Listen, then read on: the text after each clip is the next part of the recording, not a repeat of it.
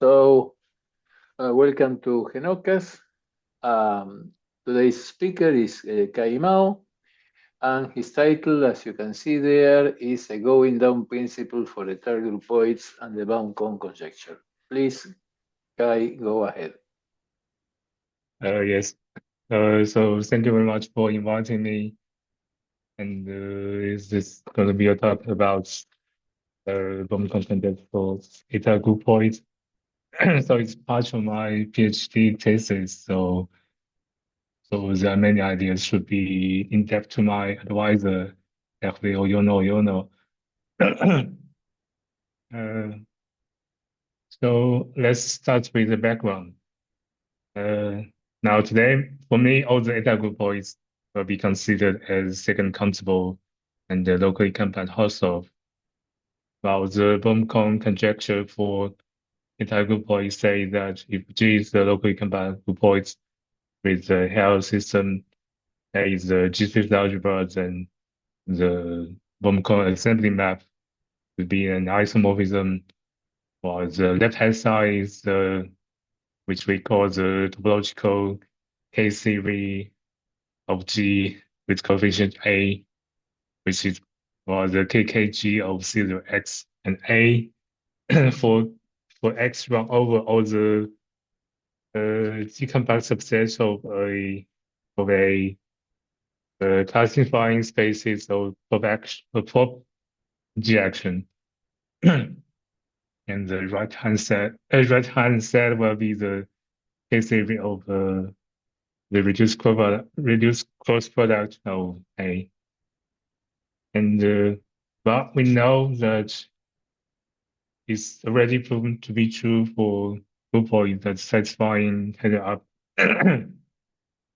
properties, by including the amenable groupoids by 2. And there are some concrete examples that are shown in paper of Hickson and Fox-Candelis. Well, when G is the locally compact Hausdorff group that's amenable at infinity, which means there's a compact Hausdorff space that the G action only is amenable, then the assembly map will be splinter injective. One of the proofs using going down principle by Chabert, Echterhoff, and Oyono-Oyono. So for us today, to show an analog for étale groupoids, I will take a similar approach that is we will prove a going down principle for étale groupoids. So here's our main theorem. If G's and étale groupoids AB are separable G-fifth algebras, X is an element chain KK then if for any open subgroupoid H, the restriction of X to H will induce an isomorphism by categorical product between KK0H0A to 0H0B, then there will be an isomorphism between the two topological K-series. Well, in 2020, it was shown by Bönicke for ample groupoids. Well, ample groupoids mean that Sorry to interrupt. yes, What exactly do you mean by the topological? Oh, is this the left-hand side of Baum-Connes or the yeah, right-hand side? exactly. The left-hand side, Uh, okay. yes, left one. Yeah, exactly. So yeah, an ample groupoid means it's an étale groupoid, and the base space is totally disconnected. And several years later, Bönicke and Proietti proves the weaker going down principle, in which in the hypothesis we should replace 0H0 by all separable H6 algebras.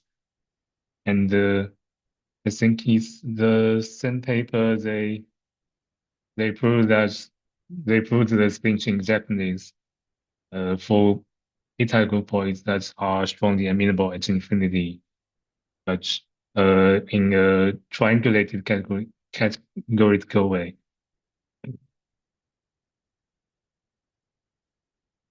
And the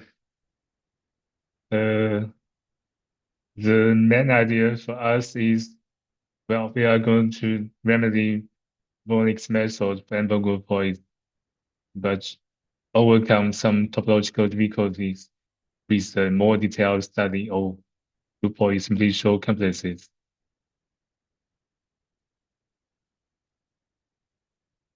And here is our definition of groupoid simplicial complexes. Well, say if G is an étale groupoid, Y is a G spaces. Well, the groupoid simplicial complexes is, well, firstly, assuming that the anchor map is a local homomorphism. But secondly, delta is family of finite subsets of Y or cardinality controlled such that there's a structure of simplicial complexes. And the third condition is that every element of delta should be in some fiber of rho. And lastly, the delta should be stable under the action of G. And here we add two more hypotheses, H1 and H2, which turns out to be very, very crucial for ensure that there are good topological properties on simplicial complexes. Well, H1 says if K is a compact subset of Y, then if we collect all the edges, which, well, one end is in K, then the sets of another end should be also in a compact subset of Y. Well, as a consequence, you can imagine that if we take the point of Y, then the number of edges that take that point as a vertex should be finite.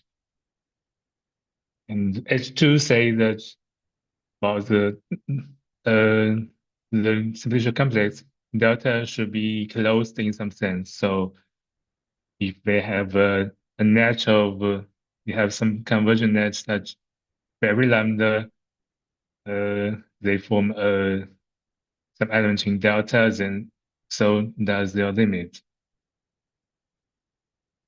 Wait, Yes. does delta cover Y? So is delta the triangulation of Y, or? Well, Does it? not necessarily. For example,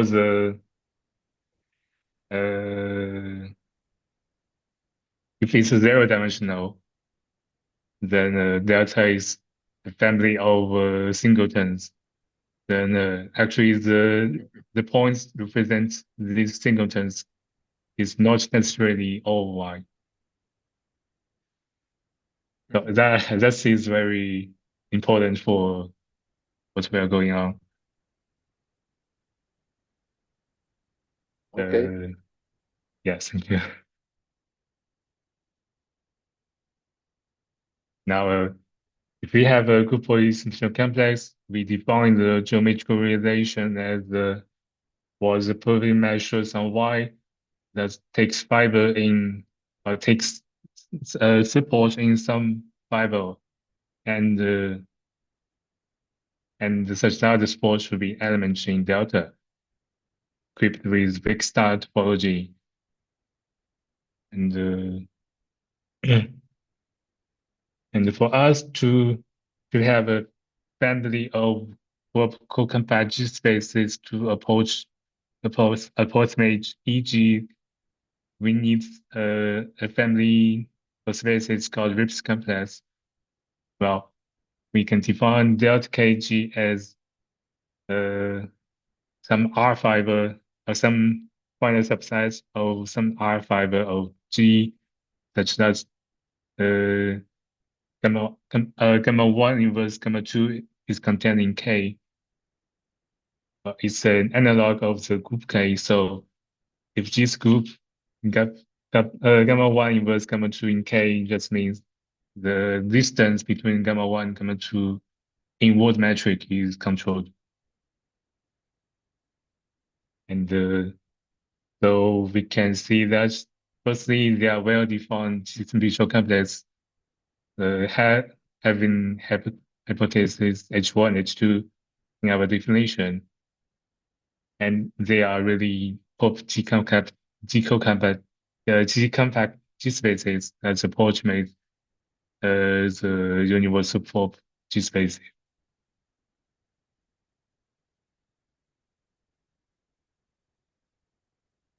Furthermore, under the definition of plus H1, H2, if one delta is distribution complex, is firstly if delta the geometrical relation is a locally compact Hausdorff G-spaces, but in which H1, H2 is really essential. And well, if we focus on zero-dimensional cases, you can see that they are basically G-variant closed subsets of étale G spaces. By étale, I mean the anchor map is a local homomorphism. Well, in many cases, we can assume that the special complex is type. The type, I mean, there's a way to calibrate the vertices such that in every element of delta, the elements should be always in different colors. And we can always do this by applying a barycentric subdivision. And if it's typed, then the n skeleton minus the n minus 1 skeleton is homomorphic to the space of centers of all n simplices times Rn. And Rn is basically in the interior of a standard n simplices. And next, we should see that actually the spaces of centers of n simplices Cn delta can be seen as some G-invariant closed subset of some étale G spaces. Here the étale G spaces is the fiber product of n plus 1 copies of Y, then take a quotient of the action by permutation. And we can easily check that and the anchor map for that is the local homomorphism. So we are going back to zero-dimensional cases. Yes. May I bother you? In the previous slide, I kept thinking in the definition of delta K of G, delta is a subset of G, right? Now, this delta has the same name as the simplices of capital delta, which are subsets of Y, aren't they?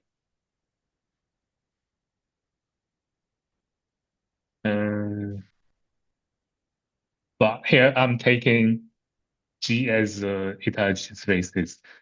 So I'm considering G acting on itself. Okay, so in that case, Y is G. Yeah, exactly. Yeah. Okay. Because I was thinking I had completely thank you for pointing out. Yeah. Okay, thank you.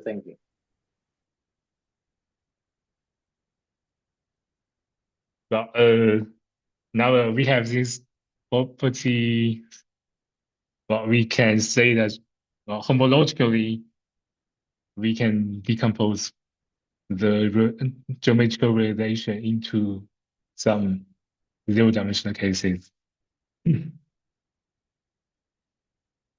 And next, let me introduce what are the induced algebra.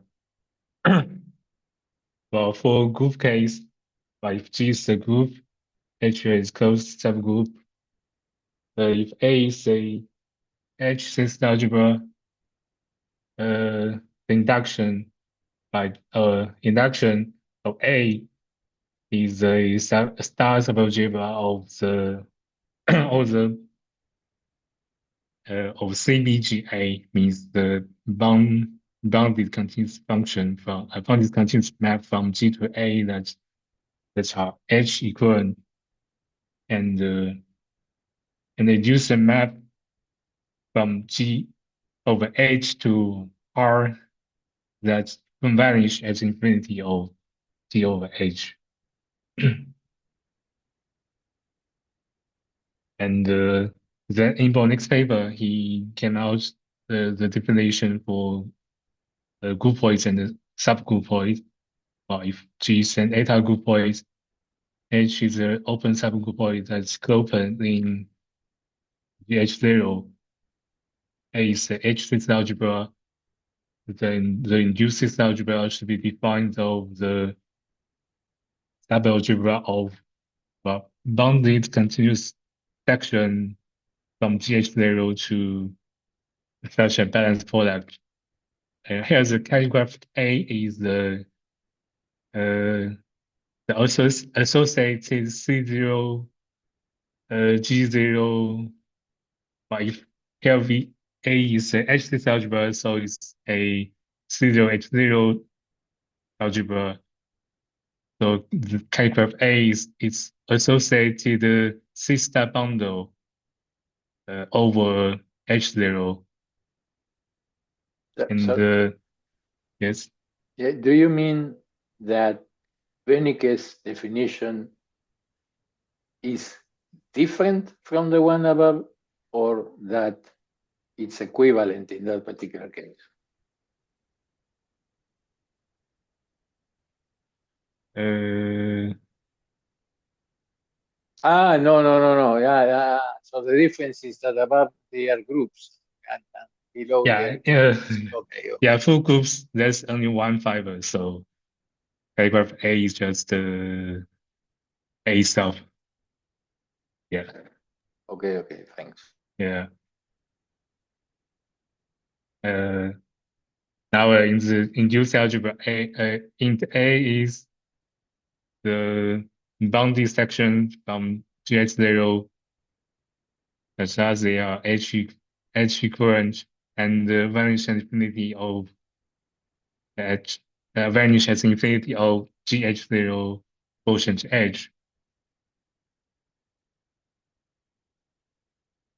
And further, by Alistair Miller, he defined he generalizes definition for étale group correspondence. And by correspondence, I mean here is a locally compact Hausdorff state is omega that has a left action of G, right action H, such as the two action commutes, and the right action of H is both free and étale. Yeah. And now if A is the H6 algebra, int A is a G6 algebra, which is the star subalgebra of the continuous bounded section over omega to omega fiber flux with A, such that they are H equivalent and vanish as infinity over omega quotient H. Now, if H is n subgroupoid of A or sub G, such that it's open in GH0, then actually the definition of Miller coincides with the definition of Bönicke. We are just taking omega as GH0. And in other case, if phi is from G to H is a strict morphism and also a local homomorphism, we can construct such a correspondence omega phi such that actually induced by omega phi is the same thing as pulled back by the strict morphism phi.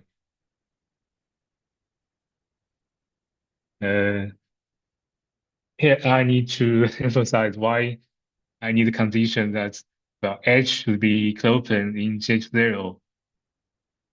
Well, it will be an easy exercise to do that. Well, GH0 has a right action of H by just multiplications, and well, the action is both dependently if H is Clopen in GH0. And in our definition of étale groupoid correspondence, the fourth action is needed, so we will need such a definition. Actually, we will call it a relatively Clopen subgroupoid.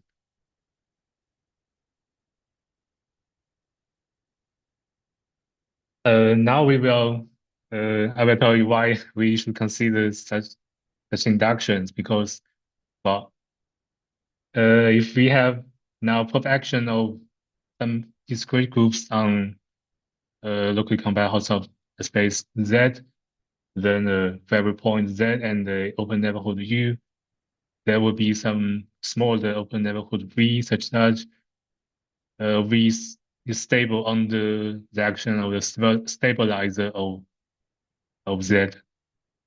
And since the action of gamma is fourth, the stabilizer gamma Z is the finite subgroup. And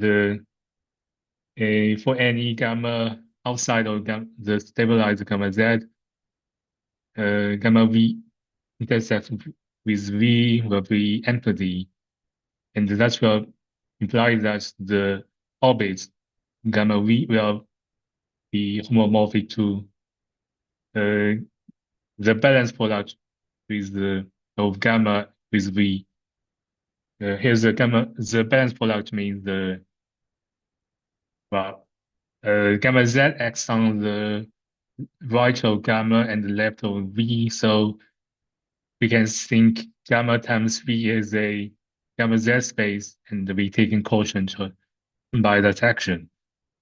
And thus, let's say it's a well-defined gamma space from left.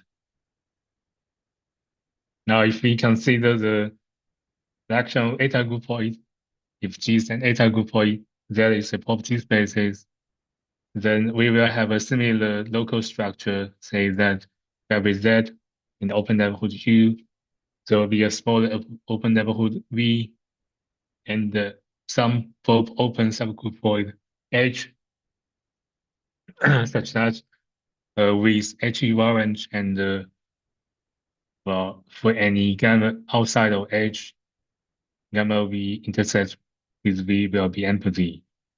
And that will imply that the orbit G will be homomorphic to the balance product with GH0 over H with V.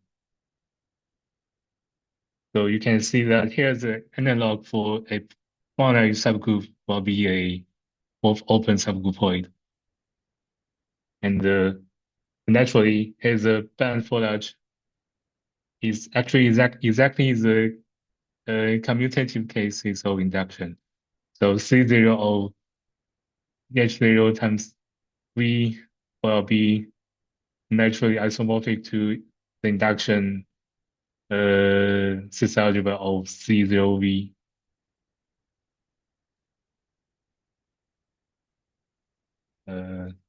I hope I hope it's be okay.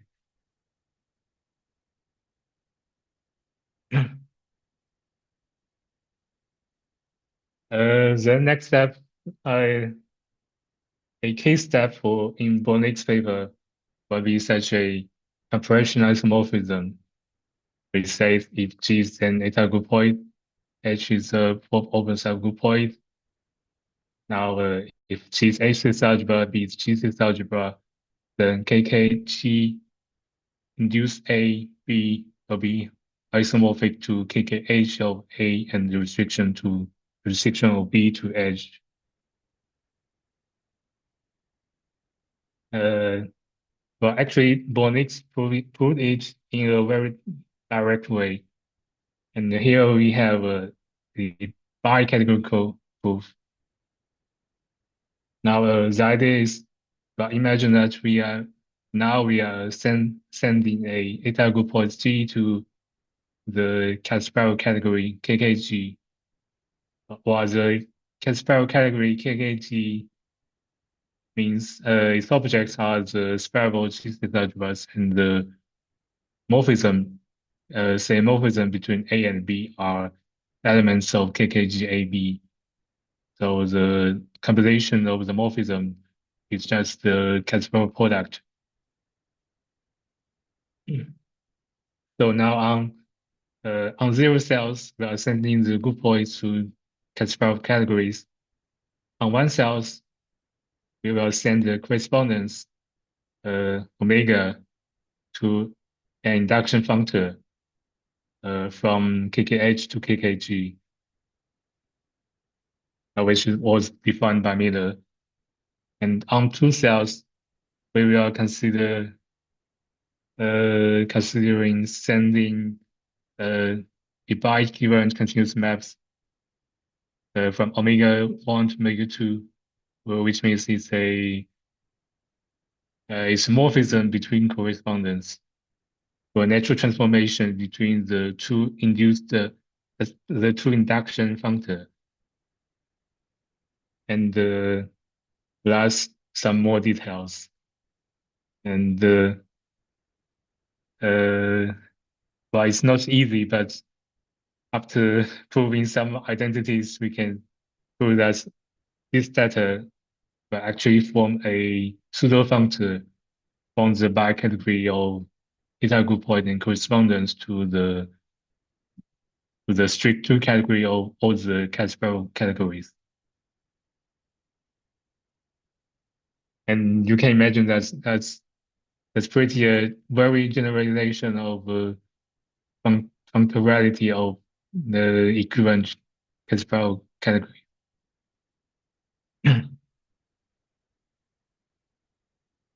So our idea is here the compression isomorphism can be seen just as an adjunction. We say the induction is left adjoint to restriction. Here, our idea is we are going to find a pair of correspondence, which is a junction, and the pseudo functor will send it to the injunction between the induction and the restriction functors. So now, if H is a open subgroupoid that is open in H0, we just define omega as S inverse of H0, lambda as R inverse of H0. So naturally, just by multiplication, dx on left of omega, h x on right of omega, and h on left of lambda, gx on right of lambda, and they are well-defined correspondence. And we take the two cells. Now here H is the correspondence from H to itself. So H on its left and right. So it's a trivial correspondence. We take either from H to the composition of lambda and omega, sending R as an H to RH and H, and we take epsilon from the composition of omega and lambda to G, which is just the multiplication in groupoids.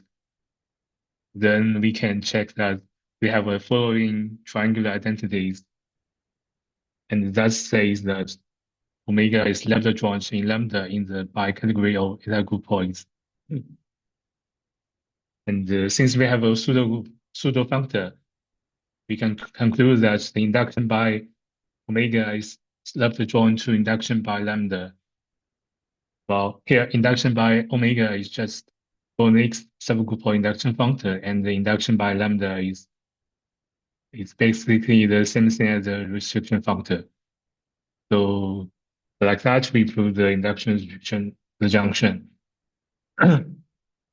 So I would like to remark that we prove the adjunction in a very general way. So you can say that here, yes. Sorry. When you write G and then as a subscript some open subset of its unit space, you mean the elements of G whose range lies in that subspace, right? G is such that I don't know how you call it, codomain, range, right? Yeah, so yes, G, yes. Yeah, one okay. of them is the inverse image of source map, and another is the range map. Yes. Okay. Yeah. No, I'm wonder why one the indication. I mean, what is the rationale for that one produces induction and the other one restriction?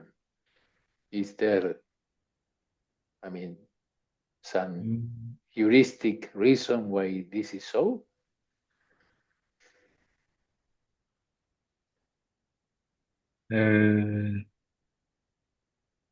So the left gives you induction and the right gives you restriction. That sounds strange.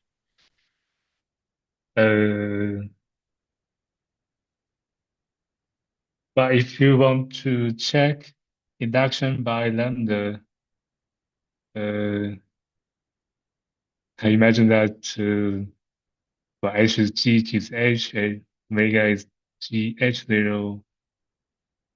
The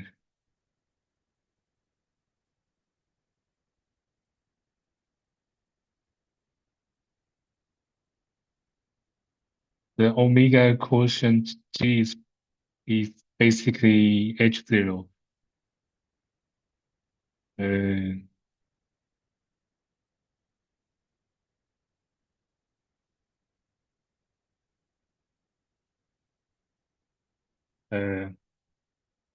I don't know if if you can see the quotient is always on the right here. Yeah. Yes. There are no left quotients.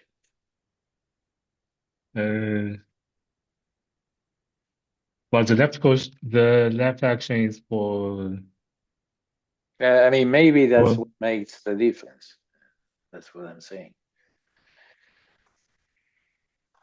But you can see that if we have a section from lambda to lambda fiber products A is actually equivalent, and its vanish and infinity of lambda quotient by G. Actually, lambda quotient by G is homomorphic to H0. And plus is G equivalent, so but we can say all the information of the section is just it's just on H0. Okay. Yeah. Thanks. Yeah. So that explains why induction by lambda is the restriction.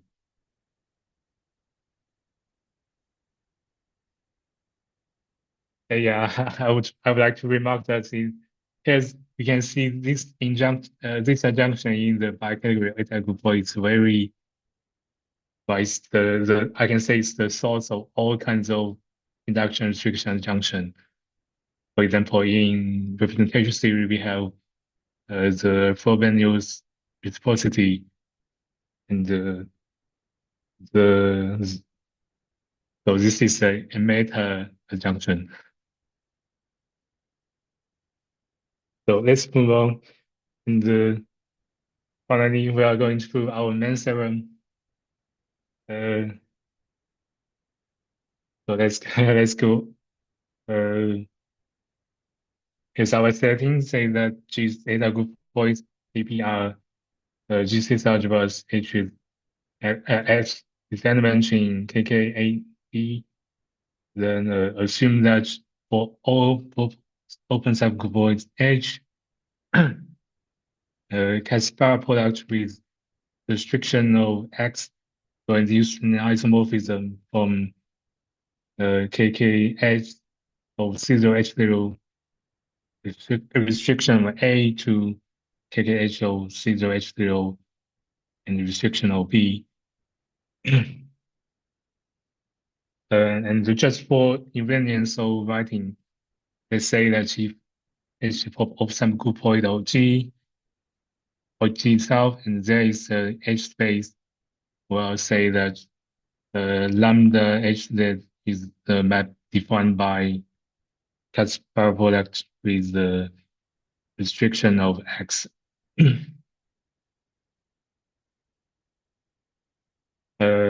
So you can see that to prove this isomorphism, it's suffice to prove that for all G GeNoCAS prop spaces, lambda GZ is isomorphism.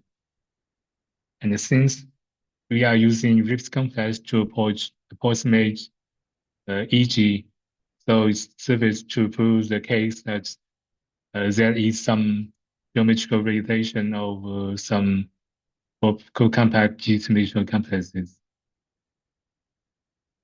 And further, we can assume that these G-dimensional complexes are typed. So we can use such a exact sequence in 5 lambda, so we are reduced to 0-dimensional case. And further, using the local structure to prop action of G, we can decompose that into a finite onion of the orbits of some locally closed subsets for Y, which is small enough. We say that we have some open V of Y. Yes, some open V of Y such that the restrictional anchor map on V is an homomorphism onto the subgroupoid H, the unit space of the open subgroupoid, and such that H of V is H invariant, and Z should be contained in the orbit. Then further, we take U as the intersection of Z and V. It is an H invariant closed subset of V, such that Z is the induction of U. Yes, and so we can say C0Z is isomorphic to the induction of C0U.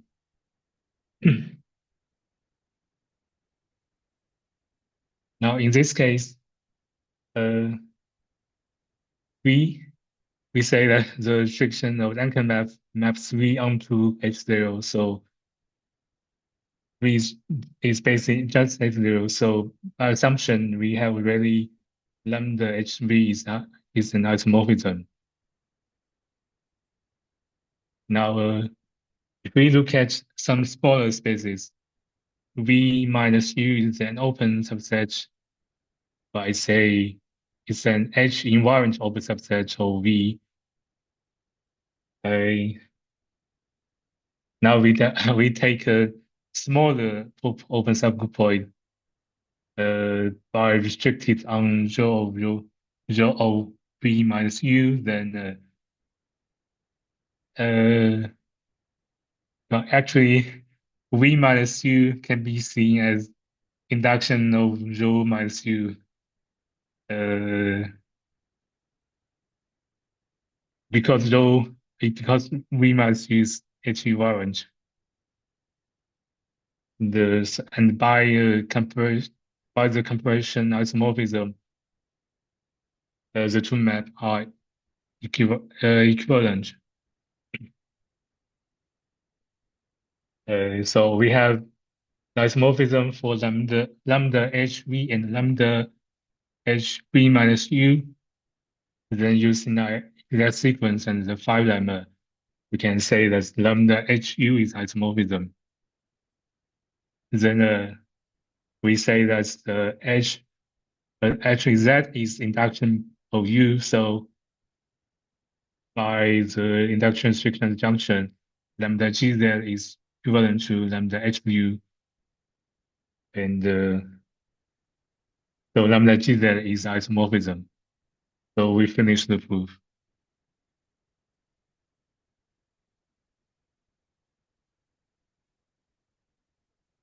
And now we have a generalization. So you can see that in this proof, we are just using something very formal about two homological series, two homological series on algebras. So you can see that, well, we can define going down functor as a collection of disaggregated functors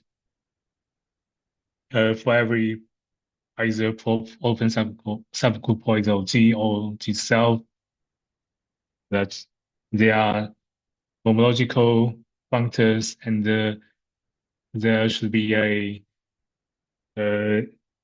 induction axiom. We say that there's a natural isomorphism between H1 to FH2 composed with induction when H1 is an open subgroup of H2.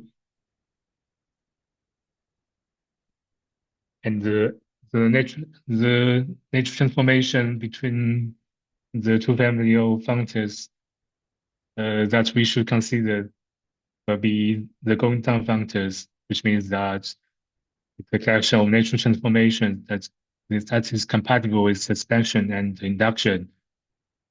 And just using the same argument, we can prove that if f b are going down functors, lambda is a going down transformation, then if lambda h of C0 H0 are isomorphism, then if we take the limit, if we then the direct limit of lambda g of C0 z, well, z is running over all co-compact G spaces of EG to be an isomorphism.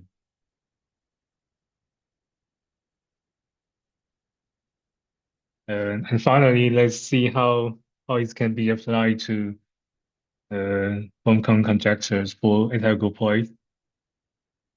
Now, if we have G, which is a étale groupoid that is strongly amenable at infinity, and A is a spherical disc algebra, G is strongly amenable at infinity means that there's some prop G spaces. There's some amenable G spaces such as the anchor map is prop and mid constitute sections. And furthermore, we can, after some modification, we can assume that Y is actually a family of convex spaces over G0, and the action over G is a family of affine transformations. The key is here the rho may emit constitute sections, but it does not have to be D-equivalent. But for prop case, say if H is prop open subgroup G, there will be a cutoff function on H, and then after averaging that using the cutoff function, we can obtain a edge equivalent continuous section. So you can see that for any of sample groupoid H, let's rho be the elements of KK C0, G0, and C0Y. Then the Caspar product with restriction of rho to H implies an isomorphism from KK0H0 restriction of A to KKH of C0H0 restriction of to H of A tensor product with C0Y. And you can see that it's fixed it's fixed the going down principle that we obtained. So we can conclude that there is an isomorphism between the two topological K series.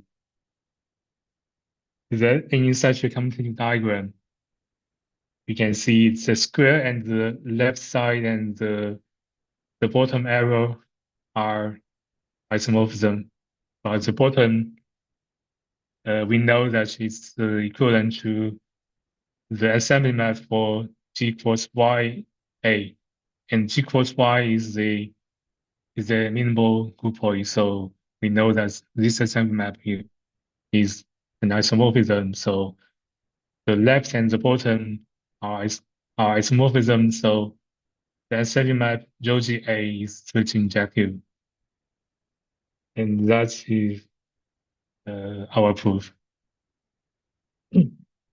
And that's all. Thank you for your attention. Thank you very much, Kai.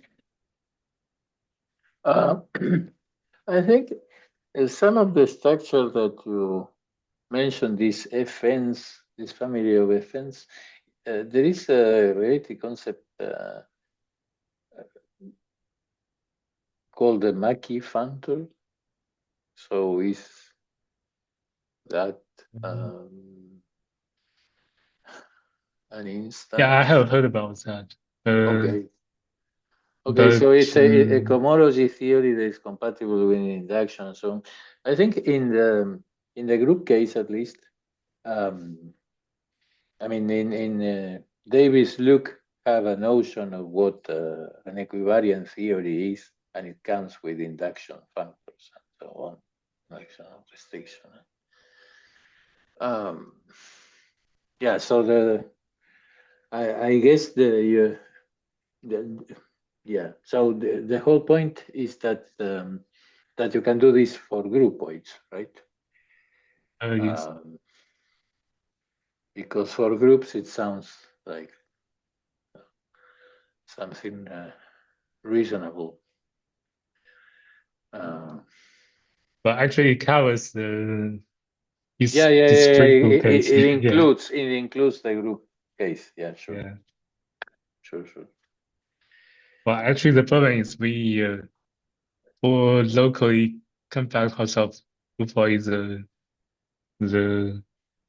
we haven't figured out how to define induction. So for locally compact Hausdorff groups, it's still not effective. Yeah. So since your groupoid is étale, the group example is discrete groups. Yeah, exactly. Yeah, I see. Are there any questions from the audience? Let me see. I don't see any in the chat.